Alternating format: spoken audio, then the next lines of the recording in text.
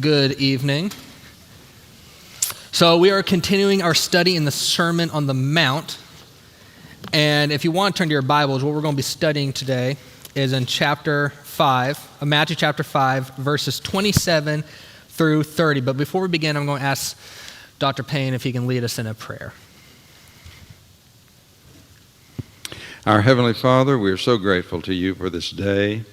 It's the opportunity to come together and to worship you in accordance with your will. And we pray you will bless these efforts even this evening as we've gathered to study again from one of the greatest sermons ever given by your blessed Son. We ask your blessings upon Isaac tonight as he teaches us, that he will remember well what he has prepared, and that we'll all participate actively in our listening and in our participation tonight, and that we'll leave here stronger and more prepared to be servants of Jesus and to follow the principles that he teaches us in the Sermon on the Mount. We thank you for this time together in Jesus' name. Amen. So we do have a lot of guests here tonight, so I just want to let the guests know if you want to make a comment or have any questions or want to answer any question, just raise your hands, and we have people with microphones that's going to be walking around and handing them to you so that the people watching the live stream can hear your comments and that everyone can hear it as well. So we're continuing the Sermon on the Mount, and what we've gone over so far, we've gone over the Beatitude, we've gone over the salt and the light, and we've gone over Christ came to fulfill the law. Wednesday, we've gone over anger, but we focused on the verse 20 where it says, "For I tell you, unless your righteousness exceeds that of the scribes and Pharisees, you will never enter the kingdom of heaven." Then we looked at, if you remember, that he gives a bunch of illustrations. He gives an illustration of anger, lust, divorce, oaths, retaliation, loving your enemies. And in each one, he starts off with the same phrase, "You have heard it was said," talking about the idea that the Pharisees, the scribes, understand the law, they're teaching the law, they know the law, but now he's telling the people, you heard it, I want you to exceed beyond that. It's not just a checkbox. Thou shalt not murder, awesome.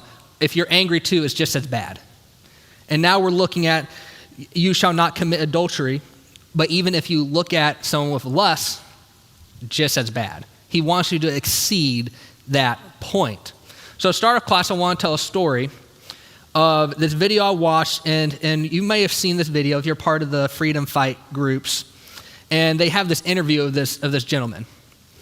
And in this video, the gentleman's saying that he had a porn addiction. And he was watching porn, and he got addicted to porn, and it started with that not physical action of having an affair, but on the way to a church holiday party, he found himself picking up a prostitute. And it started with porn, then it started with picking up a prostitute, and eventually he told his wife. His wife then found out about all of that, and his wife just says, it's hard for me to love you. And that's what we're going to be looking at. When he's saying, you've heard it said not to commit adultery, but I'm also telling you, don't even have lust. Don't even look at people with lust. So I want to start the class off by asking 3 questions to get our mind focused on what we're going to be going over. So the first question, how are lust and adultery different and similar? How are they different and similar? And just raise your hand and we'll have people with microphones walking around to hand them.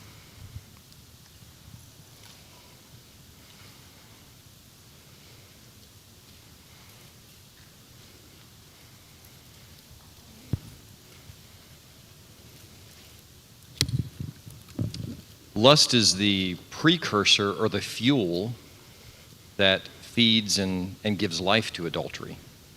And adultery, I look at as it's the taking it to the physical act. You can't have the act without the lust that precedes it and fuels it. Yeah, lust is like the fuel to the action of adultery. Think of it like a car. A car doesn't move until you put fuel into it, and then it's in motion. Any other thoughts? How are they different and similar?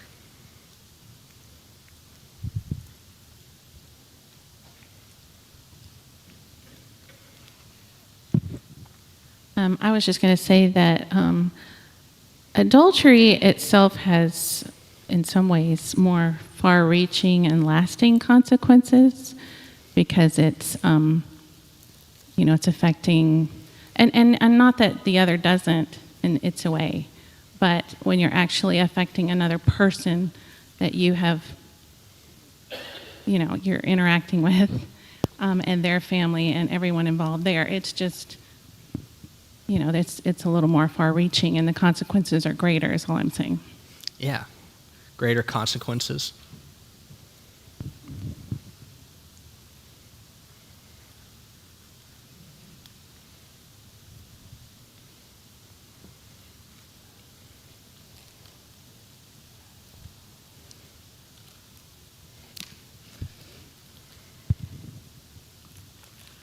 Yeah, lust really has to do with selfishness. I deserve to feel good when I want to feel good and can lead to adultery, but I deserve this because I need to be happy. I may not be happy in my marriage, but so I need this, and it's all about me. It's all about you is what lust is.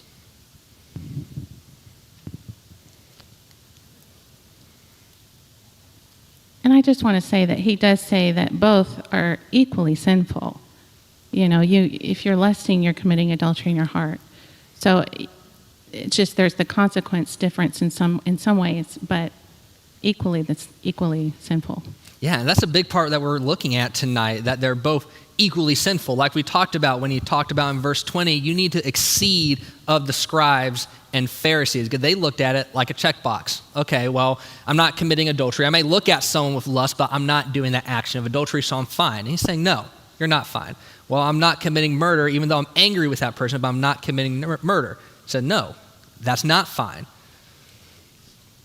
The next question I want to go over, name and explain a Bible character who shows the danger of lust. David. David. What example are we talking about with David? There's a famous one. Bathsheba. David and Bathsheba. David saw Bathsheba on the roof and he fell into lust. And then that led to an action. What other examples do we see of Bible characters in This isn't specifically a character, but this reminded me of James 1:14 and 15, where he talks about temptation leading to desire, leading to sin, leading to death. And when you look at the way the Pharisees were thinking about sin, thinking about the way that you live your life versus the way Jesus is doing it, the Pharisees had a very external pressure of we're going to follow the rules, we're going to check the box, whereas Jesus is looking more internal. So instead of conforming to those external pressures, we're transforming internally, which is then driving our outward actions. Yeah. Drives your outward actions.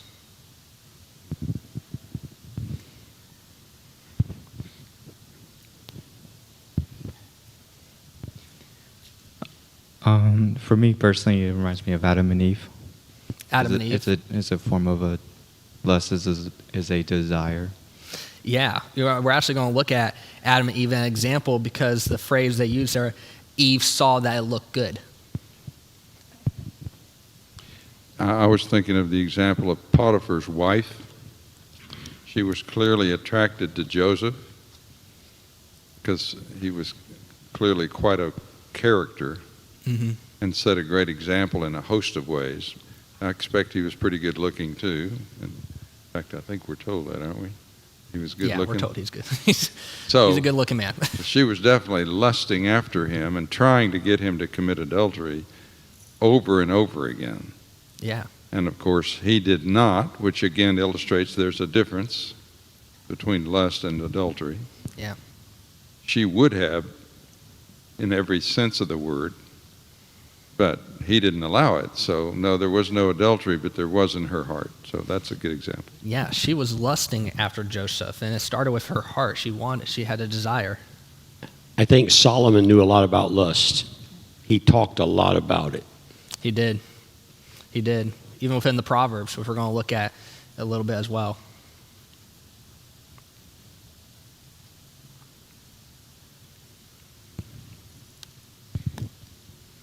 I had a couple examples, but do want to make a comment.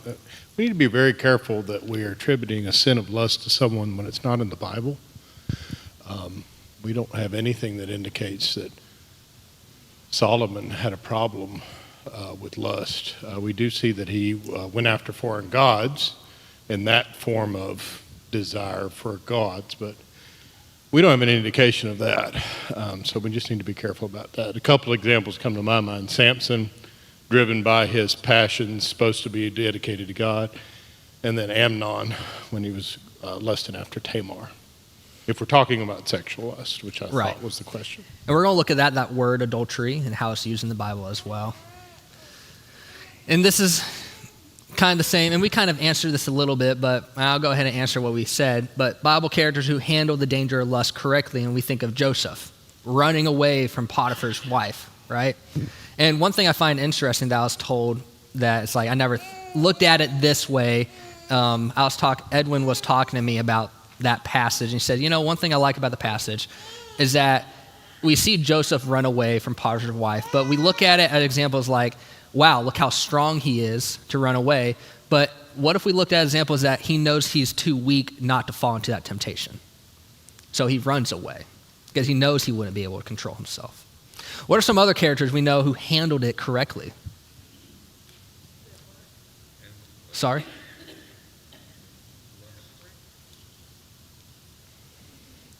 Any thoughts? Any Bible characters who handled the danger of lust correctly? Solomon, because he talked a lot about it. Yeah. He gave a lot of advice on it. Yes, he did.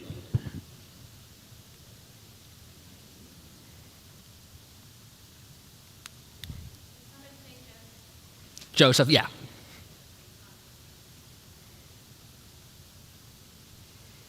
Yeah, it's harder to think of an example of people who handled it correctly, which kind of shows how much of a danger it is, isn't it?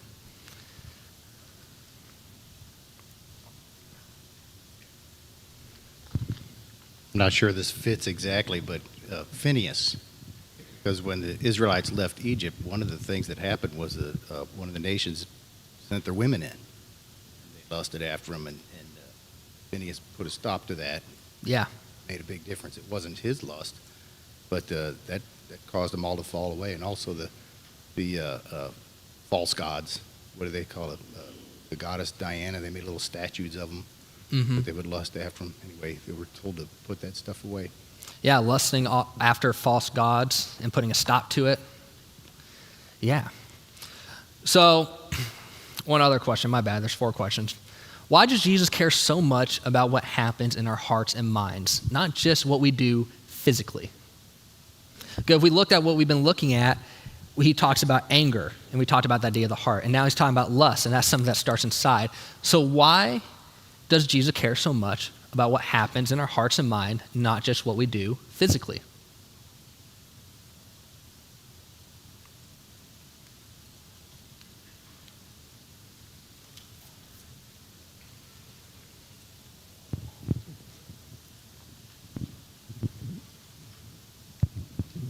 Well, it's like when you fill a cup with water.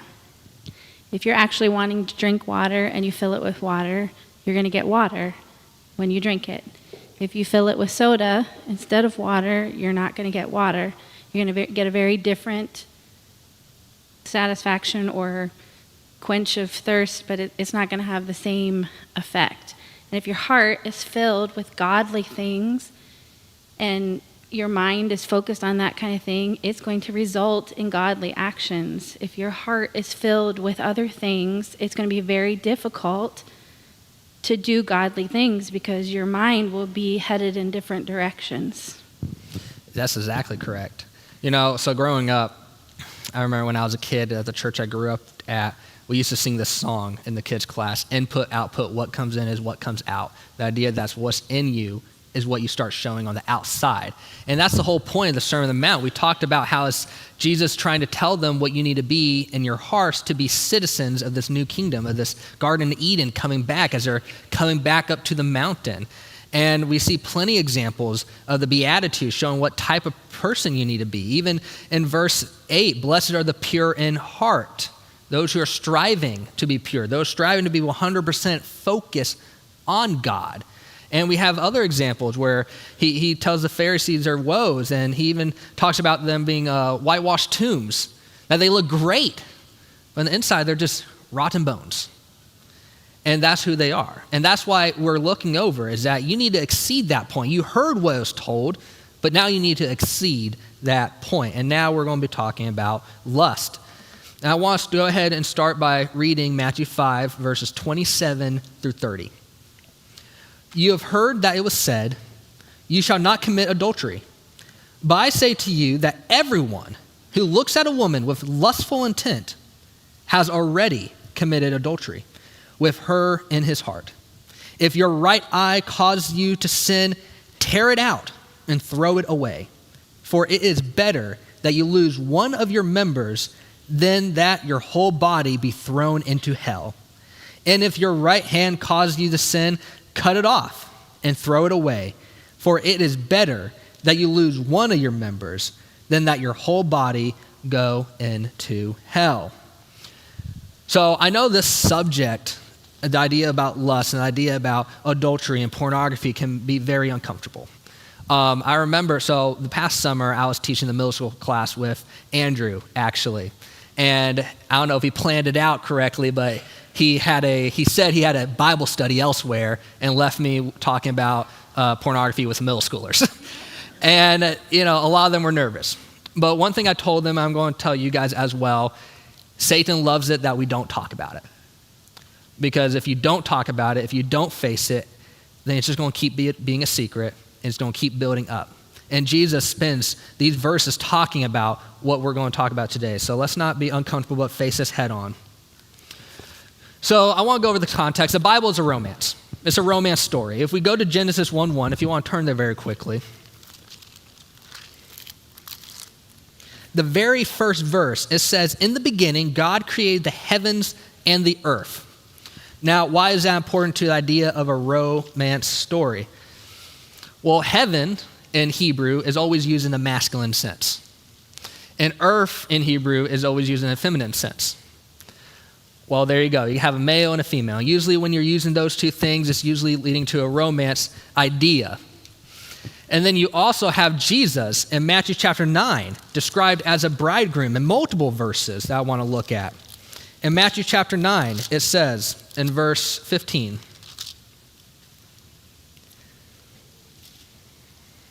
and Jesus said to them, can the wedding guests mourn as long as the bridegroom is with them? The day will come when the bridegroom is taken away from them, and then they will fast. This bridegroom that he's talking about that will be taken away from him is himself. If we turn to Matthew 25.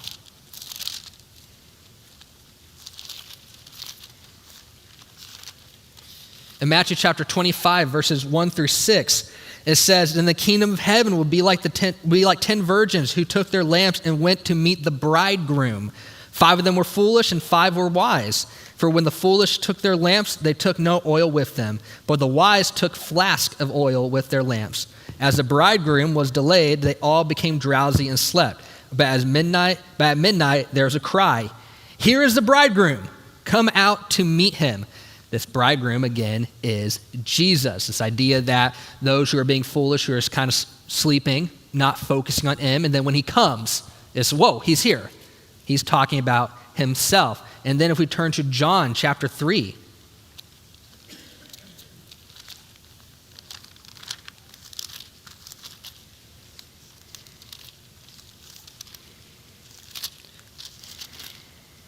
In John chapter 3, verse 29, it says, "The one who has the bride is the bridegroom. The friend of the bridegroom who stands and hears him rejoices greatly at the bridegroom's voice. Therefore, this joy of mine is now complete." Again, he is the bridegroom. So we have the very beginning, the very first words of the Bible. God created the heavens and earth, showing male and female, the idea of masculine and feminine language. And we have Jesus described as the bridegroom, and we have the church described as what? The bride. If we turn to Ephesians chapter 5.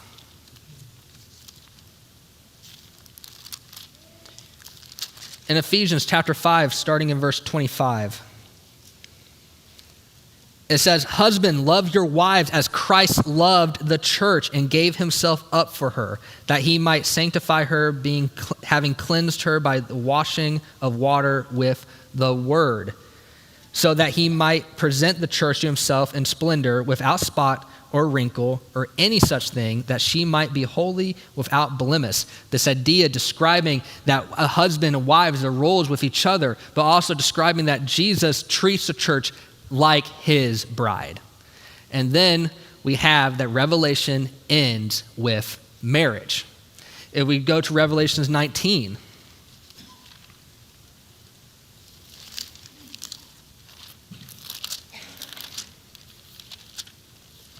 in Revelations 19, starting in verse 7 through 9, it says, let us rejoice and exult and give him the glory, for the marriage of the Lamb has come, and his bride has made herself ready. It was granted her to clothe herself with fine linen, bright and pure, for the fine linen is the righteous deeds of the saints. And the angel said to me, write this, blessed are those who are invited to the marriage supper of the Lamb.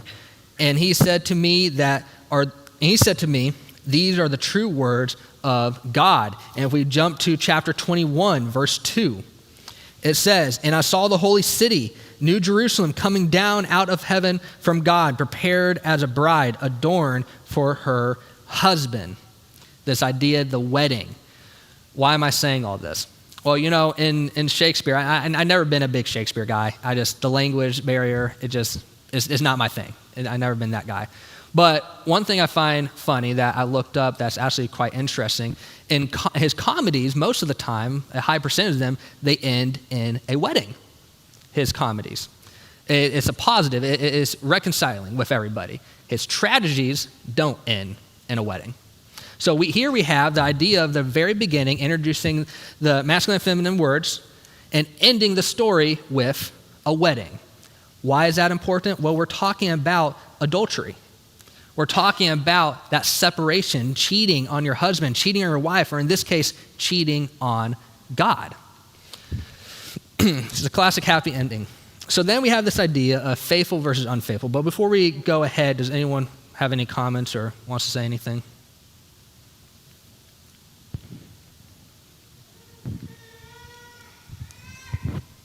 I like this conversation because I've been sitting here thinking there's nothing wrong with the desire. It's how you desire, what you desire. So when we're talking about the desire is lust, no, there's something different with lust. It's desiring the forbidden fruit and spending time there and going after something you've been told not to. We should have a desire. We should have a lust for a marriage relationship, for a spouse. That's the way God made us. Just like in the previous verses where we talked about anger. Don't ever be angry. Not that anger is bad, but why are you angry? How are you angry? Yeah, your response to it, especially anger is not bad, but how are you responding to it? That's what I like about the Psalms, is that there's some Psalms in there where it's just anger. That's all it is. And it just ends not on a happy note, it just ends with anger. And you question, well, why would God have this be in the Bible? It's to show that anger is not wrong, it's your response to it, how you act upon it. And I was reading this book where they said, it's interesting, when it comes to lust, it's not the first look, it's the second look. It's it's at a wedding. The bride's coming down. What is everybody going to say? Wow, she's beautiful. But it's that second look you do, where now you start thinking about other things with that person. Any other comments?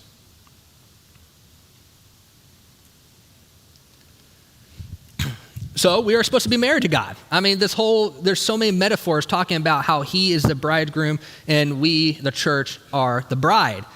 And the idea that, Jesus is the bridegroom, but it's interesting, those who are called unfaithful are called adulterers. Those who are not faithful to God. If we turn to Jeremiah.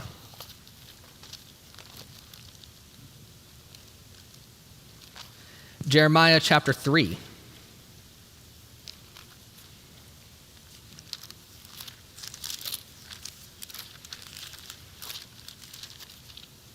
In Jeremiah chapter 3, verses 6 through 9, it says, The Lord said to me in the days of the king Josiah, have you seen what she did? That faithless one, Israel. How she went up on every high hill and under every green tree, and there played the whore. And I thought, after she has done all this, she will return to me. But she did not return. And her treacherous sister Judah saw it. She saw that for all the adulteries of that faithless one, Israel has sent her away with a decree of divorce. Yet her treacheries, sister Judah, did not fear, but she went and played the whore. Because she took her whoredom lightly, she polluted the land, committing adultery and with stone and tree. Yet for all this, her treacherous sister Judah did not return to me with her whole heart, but in presence declares the Lord. Here, God is calling it adultery. What is he calling adultery? The people of Judah and Israel. He's calling them adulterers, those who are leaving him for other gods, for other people that he said not to. And we turn to Ezekiel 16. He gives another example of adultery. In Ezekiel 16, starting in verse 30.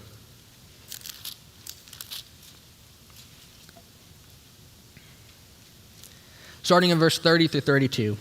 How sick is your heart, declares the Lord God, because you did all these things, the deeds of a brazen prostitute, building your valeted chamber at the head of every street and making your lofty place in every square. Yet you were not like the prostitute, because you scorned payment, adulterous wife, who receives strangers instead of her husband.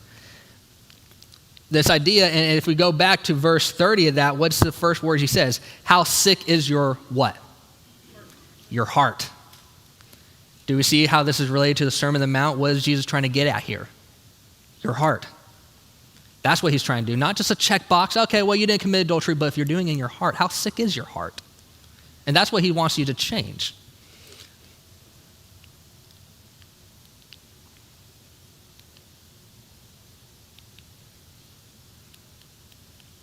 Sorry, it's not clicking. Oh, there we go. So when it comes to sex, the world views it just as another thing. I mean, you can see this in marketing. You can see this on social media and how the world talks and humor they use. Sex to them is just, it's just nothing, just part of life, whatever.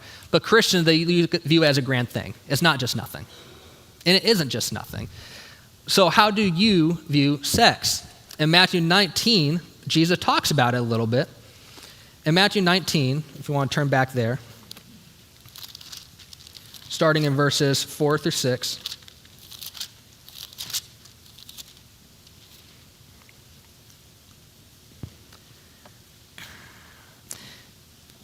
He says, he answered, have you not read that he who created them from the beginning made them male and female, and said, therefore a man shall leave his father and his mother and hold fast to his wife, and the two shall become one flesh.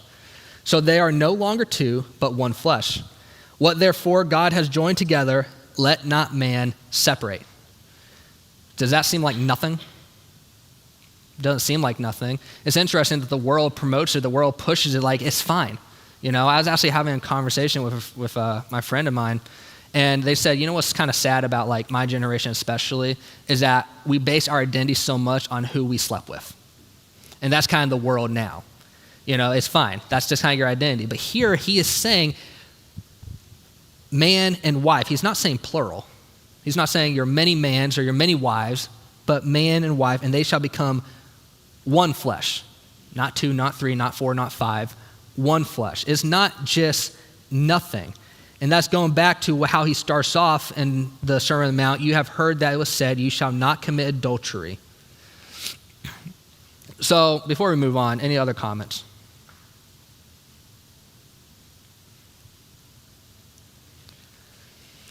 So if we look in verse 27, again, as I said, you should not commit adultery. We've actually mentioned Solomon a little bit in the Proverbs, what he talks about. And he kind of refers to it as like a flame. If we turn to Proverbs chapter 6.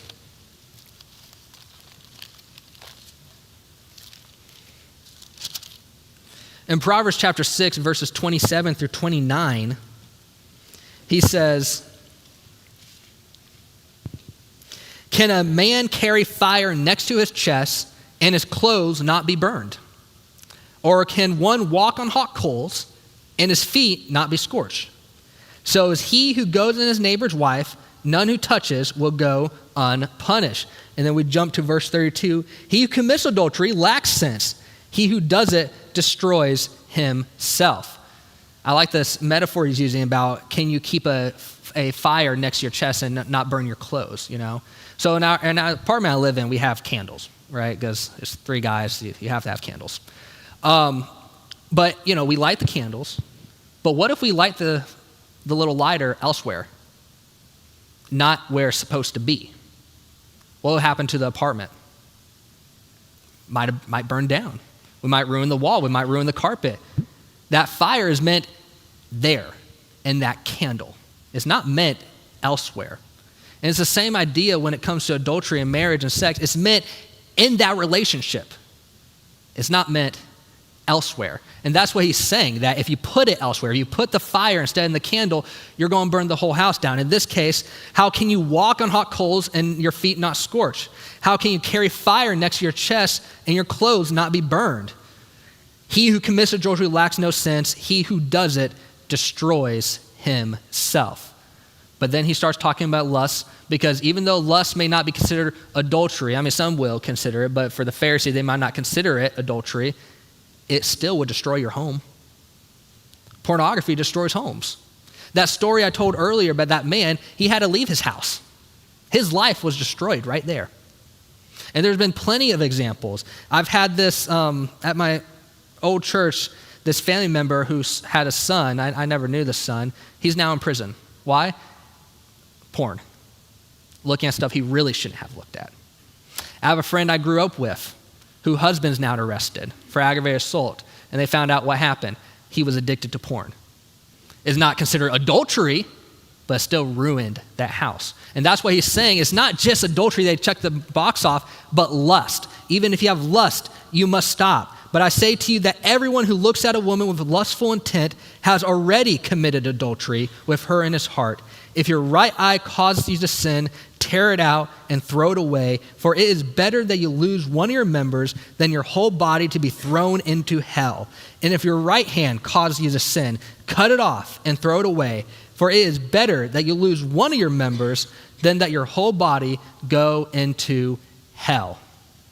He emphasized that word twice, hell. And he even emphasized it in the verse about anger in verse 22. But I say to you that everyone who's angry with his brother will be liable to judgment. Whoever insults his brother will be liable to the council. And whoever says, you fool, will be liable to the hell of fire. It's not just a check mark. It's not just a thing that you look at. It's like, it's not that bad. No, it's bad. It's awful. He wants you to exceed that point. Remember, that's the whole point that we're looking at here. And this could happen any place in the workplace. Actually, I wrote some statistics. I didn't write the statistics, but I looked up where does affairs mostly happen. They said the workplace. It goes a little too far. Conversation goes too far. Social circles. A friend of a friend, maybe an old flame, and you get that flutter, but you're married. And you kind of keep on going on that tightrope, seeing how far can you go before you go too far. And next thing you know, you already fell off. In the gyms, people just working out, people meeting friends at the gyms. That's happened too. I looked that up. And travels, people who have jobs where they travel around, where they're alone and they're away from their husband, they're away from their wives. And they're like, different place, I was actually told of one culture where they had this idea, and it's just a part of their culture. Oh, this is my village wife and this is my city wife. Traveling 2 different lives. And I just want to ask a question. Are you on that slippery slope right now? I mean, if I put the percentage up there, it's terrifying. It really is. And it's one of those things that we don't think enough about. Why? Because we're uncomfortable to talk about it. And that's exactly what Satan wants. He wants you to be uncomfortable to talk about it for that you don't face it. And then he tells us to exceed it. Any thoughts or comments? Yeah, I was just thinking, you got these massage parlors, all over the country, and maybe they're supposed to be a good place to go. I have my doubts, but I know there's some very bad places and bad things that happen in those places. What's your opinion? I don't think Christians ought to even go to a massage parlor. I don't know about, I will say this. I'm sure there's some massage parlors that are fine. But I will say this. I know over the summer, my grandma was just reading headlines where police raided 4, all with human trafficking involved with them. So I'll say that. But it's also the idea of like how close are you getting to that line behind a closed door. Any other comments?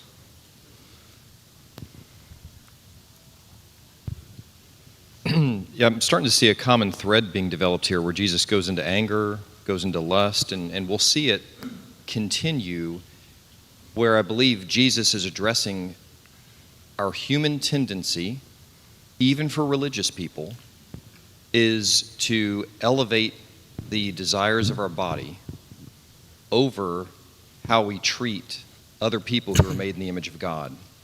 The human tendency is I'm going to use other people as tools to satisfy my personal desires. Whether that be how I treat them because I'm really mad, whether it be how I retaliate against them, or whether it be I want to view a sister or a brother who's made in the image of God as just an object that will satisfy my internal desires.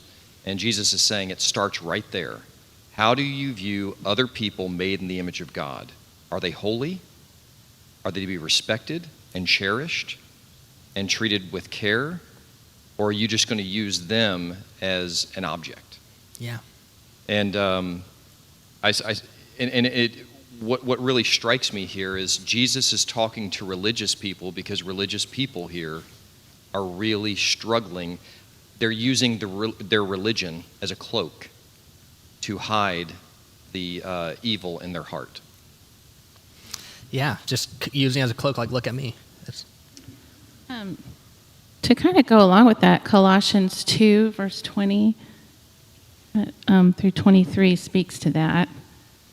Is that okay to read that real quick? Yeah, don't go ahead and read it. I don't want to, but it says, if with Christ you died to the elemental spirits of the world, why, as if you were still alive in the world, do you submit to regulations? Do not handle, do not taste, do not touch, referring to things that all perish as they are used, according to human precepts and teachings. These have indeed an appearance of wisdom in promoting self-made religion and asceticism and severity to the body, but they are of no value in stopping the indulgence of the flesh.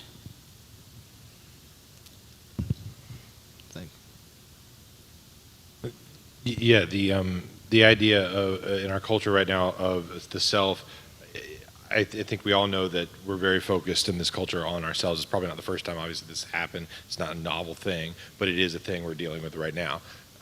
My thought a lot of times on it is that how do you be in the world but not of the world? And the constant problem is that we are affected whether we know it or not. You don't go to a massage parlor or something like that. That is true, and that's good. Maybe if it's a bad place to be, but you're gonna see TV. I mean, entertainment's full of it. Well, you're tempted to say, well, just cut it all out. But then, how are you going to relate to the world? Is it all bad, etc.? I think it comes within a balance, and I don't know exactly, obviously, how to achieve the balance. I'm not claiming to be wise enough to know that. But I do think that keeping involved in each other's lives and keeping each other accountable and talking about these things and engage and sharing with each other, that way you can hopefully keep each other accountable for this, is the only way we're really going to be able to get through it, is to have that time to look and say, hey, should we be doing that? And to constantly have a culture internally ourselves of asking those questions. It's okay to ask, it's good to ask, and you're not bad for asking, you're not wrong for asking, and that way when you challenge and keep each other, iron sharpens iron, keep each other sharp. Yeah, and I'm not wise enough to have the answer to that either, but I think all this stuff we're talking about with anger and lust, it comes from the heart. And earlier in the Sermon on the Mount, he talks about those who are pure in heart. And we talked about the idea, what does pure mean? Being 100% something. In other words, is your heart 100% focus on God. Well, if you're falling to that way, is your heart 100% focused on God at that point? I think that's the goal and that's the objective. It's a difficult thing to do. Okay. Sorry, it kind of went out my head. But I guess my train of thought also, I think it's interesting because it talks about like you can't love God if you don't love your other, like your neighbor. And in order to do that, I think this is a kind of like an instruction or example, like how to truly do it. It's not like you can't just say you did it just because of an action. Like it starts in the heart regardless.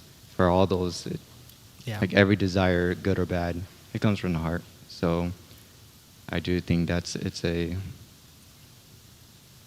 exceeds onto, okay, instead of like you said, instead of a box check, like what's your motive in doing it? Because went to like the massage, because everything is like a double-edged sword.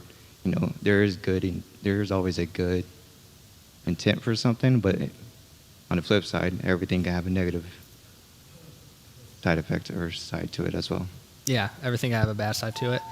I think we have one more comment, but let's hold on. I got to get through this very quick. Okay.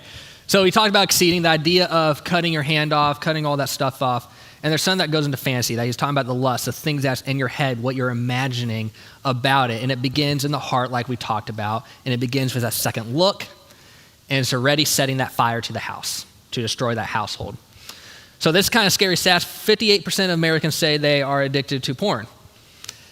10-year-olds are usually exposed by it by age 10. 37% use it more than what spouses believe. 115 million views per day, 33.5 billion views a year. Does that sound like it's a problem? But yet we don't want to talk about it. It's embarrassing to talk about it. But that's something we need to talk about. Porn is really the anti-sex. We look at porn and the idea of as like a way for people to look at sex, but really it's against sex. It's the opposite of sex. There's this quote I saw, there is nothing adult about adult entertainment. It really belittles you. It makes you a child. It makes you have the understanding that you have no self-control of yourself. What does that sound like to you? An infant. So why do they call it adult entertainment? I don't know. But there's nothing adult about adult entertainment. And so if we jump to verse 49, when he talks about cutting your hand off and your eyes out, he's saying get serious. Take it seriously, because it starts here. It starts with what you're seeing. We look at multiple verses which actually I don't think I put it there, but we look at David, what happened? He looked and saw Bathsheba. We looked at Eve. She saw it was good, the fruit. And I'm totally blanking the other example I was thinking of, but it starts with the sight, what you see. And what John talks about, that what you see as well. So he's urging you to take it seriously. So let me ask you this, how well are you going to take it seriously? Are you willing to leave a friend? If a friend keeps talking about it, joking about it, where it's always in your head, he's saying, take it seriously, you leave that friend. If it's an issue with phone, get a flip phone. Take it seriously, take that extra mile. If it's something online, invest and pay for those site blockers to block it. How much are you taking it seriously? Even moving. If you have to move places because you know you can't handle yourself in that area or maybe even that church, you then move. That's what he's saying. If your eyes, let's go ahead and read it right now. If your right eye causes you to sin, tear it out and throw it away. For it is better that you lose one of your members than that your whole body be thrown into hell. And if your right hand causes you to sin, cut it off and throw it away. For it is better that you lose one of your members than that your whole body go into hell. He's saying you go that extra mile. You take that extra step. Do whatever it takes to avoid yourself in that situation. Do what Joseph did and you run. You get away from that. But how much are willing to do that? How much, everything's on our phone, right? How many of us are willing just to go get a flip phone? Go back then. Not a lot. How many of us are willing to pay an extra $100 a month or so for those site blockers? How many of us are willing to leave a friend or even move? But he's saying if you want to be a part of this kingdom, you need to take care of your heart, and that means you go that extra mile and get rid of that lust. Avoid that lust. It's not checkbox, okay, I didn't commit adultery, that's fine. No, if it's in your heart, it's on your mind, you're not 100% pure, as it says in verse 8, blessed are the pure in heart, for they shall see God. If your heart's not 100% pure, focused on God, then you're not seeing God. You're seeing the porn industry. We have just a minute left, so any other last-minute comments? When our daughters were in high school, and I had a high school class, and we were discussing movies, and I said, my daughters don't go see R-rated movies. And a young man in class said, well, then how are they going to know what's out there? I said, they don't have to wallow in it to know what's out there. You just know. Yeah. Well, thank you for class. Next week, we're going to be looking over divorce, verses 31 through 32. Well, friends, we're winding up our worship service at Livingston. Just a couple of announcements now being made with the membership. I want to take this opportunity to thank you on behalf of the Livingston congregation for being on the live stream and sharing in this time of worship. I hope that you feel totally comfortable to ask any questions that you may have because of the teaching or anything that was done. We trust that you were encouraged and your walk with the Lord was encouraged. But we want you to know that our heart is to encourage you in taking that next step of discipleship. And so if we can help you with any spiritual need, please reach out to us. Go to our website, www.christiansmeethere.org, and contact us through that website. We'd love to help you, love to encourage you in the Lord. God bless. Hope we can meet soon.